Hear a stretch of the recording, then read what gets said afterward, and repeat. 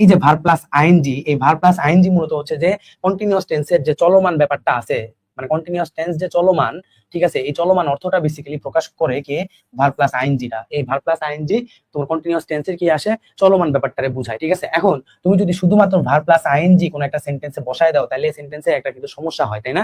সমস্যাটা কি? আমরা ক্লাসের শুরুতেই পড়ছিলাম, তখন হচ্ছে যে ভার প্লাস আইএনজি থাকার মানে, ভার প্লাস আইএনজি কোন অক্সিলারি ভার্ব ছাড়া থাকা মানে হচ্ছে সে একটা কি, তোমার হচ্ছে ফাইনাইট ভার্ব। সেটা কি একটা ফাইনাইট ভার্ব? না, সেটা একটা নন ফাইনাইট ভার্ব। সেটা কি একটা নন ফাইনাইট ভার্ব? কোন একটা সেন্টেন্সে একটা নন ফাইনাইট ভার্ব বসতে পারবে না। তাহলে এর নন ফাইনাইট ভার্বের তোমার হচ্ছে যে অবস্থাটা চেঞ্জ করার জন্য আমার এরকম একটা অক্সিলারি ভার্ব আনা লাগবে, যে হচ্ছে তোমার প্রেজেন্ট টেন্স কেও বোঝাচ্ছে, আবার কন্টিনিউয়াস জিনিসটাও বোঝাবে। এর জন্য আমাদের ইংরেজি বেদরা তোমার হচ্ছে যে এম ইজ আর এই জিনিসটা নিয়ে আসছে। কথাটা কি বুঝতে পারছো? তার মানে তোমার হচ্ছে ভার্ব প্লাস আইএনজি যে আছে, সে হচ্ছে তোমার কি বুঝাইতেছে, কন্টিনিউয়াস ব্যাপারটা বুঝাইতেছে। ভার্ব প্লাস আইএনজি তোমার কি বুঝাইতেছে, কন্টিনিউয়াস ব্যাপারটা বুঝাইতেছে। আর এই ভার্ব প্লাস আইএনজি কে শুধুমাত্র একা না রাখার জন্য, মানে নন ফাইনাইট যাতে না হয়ে যায়, তার জন্য আমরা কি নিয়ে আসছি, এম ইজ আর নিয়ে আসছি, ঠিক আছে।